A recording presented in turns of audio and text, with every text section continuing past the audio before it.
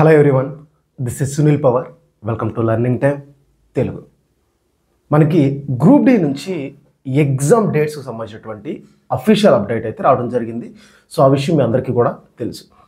November 17వ తారీఖు నుంచి group D exams అనేది స్టార్ట్ అవుతాయని, డిసెంబర్ ఎండ్ కల్లా కంప్లీట్ అవుతాయి అని చెప్పేసి అని వాళ్ళు నోటీస్ అయితే ఇచ్చారు.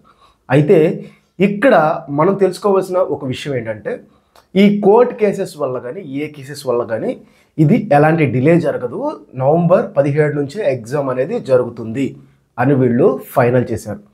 సో అలాగే దీంతో పాటు మనకి ఈ నోటీసులో వచ్చినటువంటి ఒక అడ్వాంటేజ్ ఏంటంటే, వీళ్ళు సడన్గా ఒక 20 days 21 days చిన్న గ్యాప్తో కాకుండా దాదాపుగా 65 రోజుల గ్యాప్ ఇచ్చి మనకి నోటీస్ అయితే ఇచ్చారు. అంటే మనకి ఈ రోజు నుంచి నవంబర్ 17వ తారీఖుకి మనకి 65 రోజులు ప్రిపేర్ అయ్యే టైం అయితే ఇవ్వడం జరిగింది.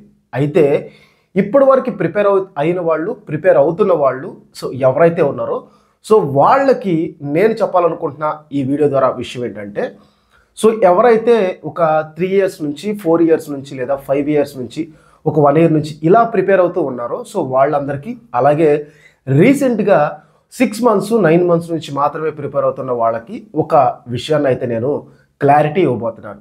సో ఏంటంటే, సో ఎవరైతే లాంగ్ టర్మ్ నుంచి ప్రిపేర్ అవుతున్నారో వాళ్ళు, అలాగే ఒక 9 months నుంచి ప్రిపేర్ అవుతున్నారో వాళ్ళు, సో వీళ్ళందరికీ కూడా ఈ జాబ్ క్రాక్ చేయాలి అనే విషయంలో ఒక పెద్ద క్లారిటీ అయితే ఉండాలి. మనకున్న ఈ 65 days ఏదైతే ఉందో, ఈ 65 daysని ఎవరైతే ప్రాపర్గా యూటిలైజ్ చేసుకుని ప్రాపర్గా ప్రిపేర్ అవుతారో సో వాళ్ళకు మాత్రమే జాబ్స్ అనేది వస్తాయి. అంటే ఈవెన్ 5 years నుంచి ప్రిపేర్ అవుతున్నా సరే, లేదు 6 months నుంచి ప్రిపేర్ అవుతున్నా, 9 months నుంచి ప్రిపేర్ అవుతున్నా, సో ఎవరైతే ఈ 6 monthsని ఈ 65 daysని ప్రాపర్గా యూజ్ చేసుకుంటారో వాళ్ళకు మాత్రమే జాబ్ అనేది వస్తుంది.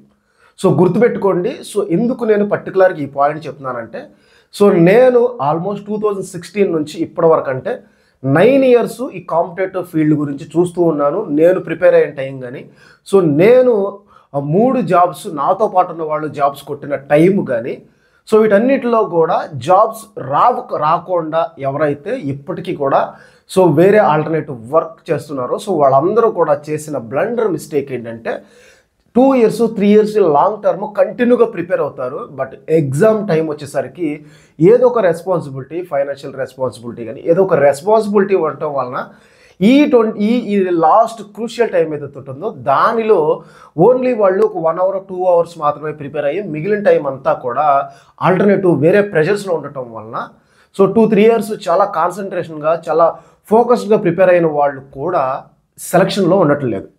దానికి రీజన్ ఏంటంటే, సో క్రూషియల్ టైం ఏదైతే ఉంటుందో అది మనకి చాలా ఇంపార్టెంట్. ఈ 6 months 9 months ఉన్న వాళ్ళకి మెయిన్గా చెప్తుంది ఏంటంటే, మీరు కేవలం 6 months 9 months స్టార్ట్ చేశాను అనుకోవద్దు. ఈ క్రూషియల్ టైంలో ఈ 65 days ఏదైతే ఉందో దీన్ని మీరు కరెక్ట్గా ఎగ్జిక్యూట్ కనుక చేయగలిగితే 5 years నుంచి 4 years నుంచి ప్రిపేర్ అవుతున్న వాళ్ళకంటే కూడా మంచి మీరు స్కోర్ చేయొచ్చు. సో అందుకే మీకు ఈ వీడియో చేస్తున్నాను. అలాగే లాంగ్ టర్మ్ నుంచి ప్రిపేర్ అవుతున్న వాళ్ళు మీరు ఎవరైతే ఉన్నారో మీరు మీ ప్రిపరేషన్ని ఎప్పటి నుంచో ప్రిపేర్ అవుతున్న దానికంటే ఇప్పుడు మీరు డబుల్ త్రిబుల్ చేసి ఈ 65 days ఎలాంటి రెస్పాన్సిబిలిటీస్ ఉన్నా వాటిని పోస్ట్పోన్ చేసుకొని ఈ 65 days మీరు ఫోకస్డ్గా అయితే ఉండండి. సో నేను ఇది ఇంత క్లియర్గా చెప్పడానికి ఈ 9 yearsలో నేను చాలా టాలెంటెడ్ ఉండి చాలా ఫోకస్డ్గా ప్రిపేర్ అయ్యి మంచి నాలెడ్జ్ ఉన్న వాళ్ళు కూడా క్వాలిఫై అవ్వకుండా చూసిన వాళ్ళని చాలామంది ఉన్నారు.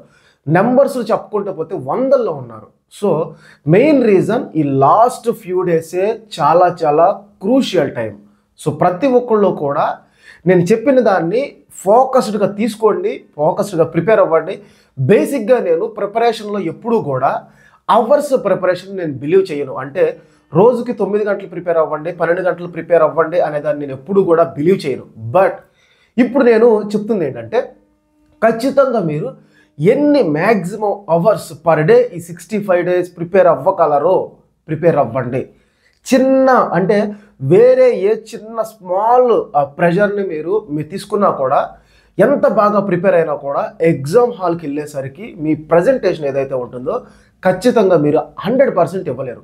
1% మీరు అక్కడ ఆబ్సెంట్గా ఉన్నా కూడా మీరు సెలక్షన్లో ఉండరు. ఎందుకనంటే మనం యాక్యురసీ అని చెప్పేసి ఒక 65 బిట్స్ పెట్టి యాక్యురసీగా పెట్టగలిగే టైంలో ఒక 2 మిస్టేక్స్ మన వేరే ప్రెషర్ని వాడటం వల్ల ఒక 2 మిస్టేక్స్ పెట్టినా కూడా మేబీ ఆ ఒక్క మిస్టేక్ వల్ల కూడా మనం సెలక్షన్లో ఉండకపోవచ్చు. ఇలా జరిగిన వాళ్ళు చాలామంది ఉన్నారు.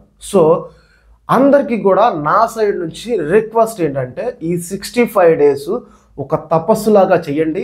అలాగే మీకు ఈ ఎగ్జామ్ పాయింట్ ఆఫ్ వ్యూలో ఎలాంటి డౌట్ ఉన్నా నాకు కింద కామెంట్ సెక్షన్లో తెలియచేయండి. నేను ఇకపై వచ్చే ప్రతి ఒక్క వీడియో కామెంట్లో ఉన్న ప్రతి ఒక్క కామెంట్ని నేను చూస్తాను, ప్రతి ఒక్క కామెంట్కి రిప్లై ఇస్తాను. అలాగే మీకు 1 మంత్ తర్వాత ఈ కామెంట్స్ అన్ని చూసిన తర్వాత నేను సెలక్షన్లో మన సబ్స్క్రైబర్స్ ఎవరున్నారో దాంట్లో కొన్ని నేమ్స్ నేను అనౌన్స్ చేస్తాను బిఫోర్ ఎగ్జామ్.